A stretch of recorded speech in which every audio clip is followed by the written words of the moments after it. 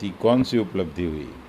मैं पूछना चाहता हूँ, मैं जानना चाहता हूँ कि अगर बिहार का इंडस्ट्रियलाइजेशन होता जो कह के आए थे 15 साल पहले, कोई बड़ी इंडस्ट्री लगती, शुगर इंडस्ट्री फिर से रिवाइव हो जाता, जो 27% चीनी पैदा करता था बिहार कांग्रेस की हुकूमत में, पहली पंचवर्षीय योजना, दूसरी पंचवर्षीय योजना तक, फिर से अभी जो 2% पैदा कर रहा है, 27% की जगह 2% हुआ, 2% से 10% भी हो जाता, बंद चीनी मिलों के चिमनी से धुआं निकलना शुरू करता, माइग्रेंट लेबरर्स जो बाहर जाते हैं उसमें कमी आती, यहाँ लोगों को अवसर मिलता, एजुकेशनल इंस्टीट्यूशन ठीक होता। आज जो नीति आयोग ने आकलन किया है कि 28 राज्यों में 28वें स्थान पर हायर एजुकेशन में, इंडस्ट्रियलाइजेशन में 28 राज्यों में 28वें स्थान पर, तो यही तो अचीवमेंट है।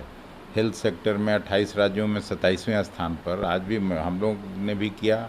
और मैं भाषण में कहा हूँ कि एक छोटा सा MRI कराने के लिए पहला राज्य होगा बिहार, जिसमें किशनगंज जैसे सुदूर दूर के इलाके में 500 किलोमीटर चल के लोग पटना में आते हैं लोग MRI कराने, जमुई बांका से लोग दौड़ के इधर आते हैं। तो यही बिहार तो बनाया है नीतीश कुमार ने। पटना यूनिवर्सिटी में दूर दूर से बच्चे आते थे पढ़ने, अब तो यहाँ के बच्चे भी दिल्ली जाते हैं पढ़ने या दूसरे हायर एजुकेशन के इंस्टीट्यूशंस में जाते हैं। और जहाँ तक कोरोना की बात है, तो पहला चीफ मिनिस्टर है नीतीश कुमार जो पूरी तरह से कोरोना से लड़ने में अक्षम साबित हुए हैं और ख़ुद अपने को क्वारंटाइन करके रखा। आज वर्चुअल रैली की बात करें, वो वर्चुअल ही अब रहना ही है बिहार के लोगों से, क्योंकि उनका कोई उपलब्धि तो हुआ नहीं। तो ऐसी स्थिति में नीतीश कुमार हर फ्रंट पर फेल हुए हैं, चाहे वो कोरोना महामारी का हो, चाहे बाढ़ में हो। बाढ़ नियंत्रण में यहाँ के इंजीनियर्स की पूरे देश और दुनिया में तारीफ़ होती थी। यहाँ के लोग, यहाँ के इंजीनियर्स को लोग बाहर बुलाते थे, दूसरे राज्यों में, दूसरे देशों तक। और वहीं अब पुल का, 70 घाट पुल का उद्घाटन किया और 1 सप्ताह के अंदर वो पुल बह गया। जितना पुल पुलिया और बांध नीतीश कुमार जी के इस 5 साल के हुकूमत में इस बार बहा और टूटा है, उतना आज़ादी के बाद किसी भी सरकार और किसी भी हुकूमत में नहीं ये हुआ। तो यही तो है नीतीश कुमार जी का सुशासन है। एलजेपी ने भी जेडीयू पर हमला बोला है और कहा है कि मैंने ट्राई को लेकर के और अदर इशू को लेकर के ये हमला बोला है। और अभी जो नीतीश कुमार ने एक ऐलान किया था कि अगर SC/ST के लोग किसी कारणवश मारे जाते तो उनके परिजनों को एक नौकरी दी जाएगी, इस पर भी हमला बोला और कहा है कि पहले जो मारेगा उनको तो नौकरी दी। चुनाव के समय में जो भी घोषणा कोई भी सरकार हो, उस घोषणा का कोई मतलब नहीं होता है, लेकिन फिर भी अगर इस तरह का कोई घोषणा किए हैं तो हम लोग स्वागत करते हैं, प्रोवाइडेड कि उस पर अमल हो। दूसरी बात, सब लोग जानते हैं बिहार में कि नीतीश कुमार अहंकारी व्यक्ति हैं, सामंती सोच के व्यक्ति हैं। और केवल मैं बोलने के लिए नहीं बोल रहा हूँ, एक दलित को उन्होंने मुख्यमंत्री बनाया था, जीतन राम मांझी जी को। उनको हटाने में कोई कांग्रेस की भूमिका नहीं थी, कोई राष्ट्रीय जनता दल की भूमिका नहीं थी, उनको हटाने में नीतीश कुमार जी की भूमिका थी। श्याम रजक दलित परिवार से आते हैं, उनके साथ मंत्री थे, वो प्रताड़ित होकर पार्टी छोड़ने को मजबूर हुए।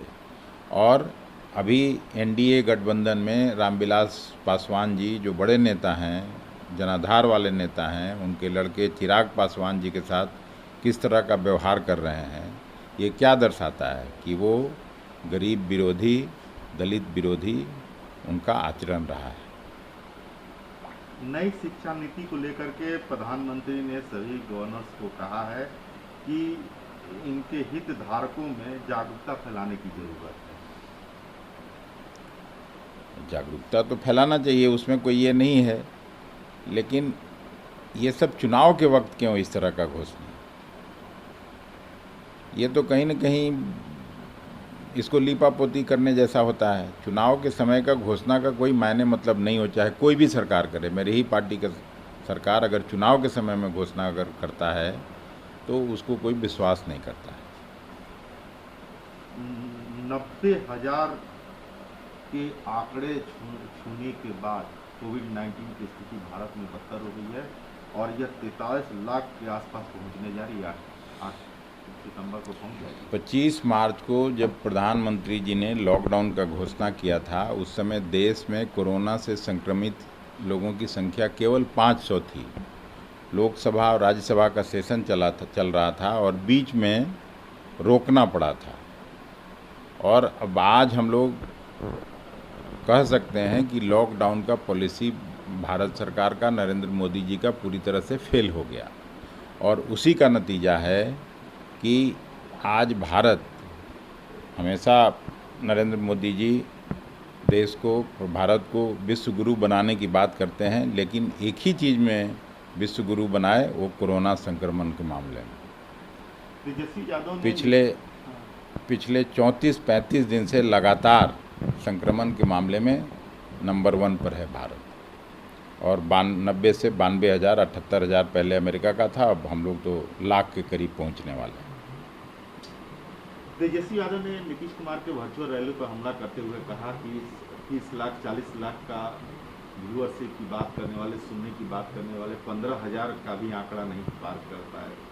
और नीतीश कुमार के भाषण में बहुत सारी चीज़ें उन्होंने बात की। नहीं, नीतीश कुमार जी के प्रति लोगों में गुस्सा है, आक्रोश है, और उनका आप लोग, बिहार के लोग कम से कम विदाई चाहते हैं। जब भी चुनाव होगा आप देखिएगा वो गुस्सा फूटेगा और उनकी बुरी हार होने वाली है।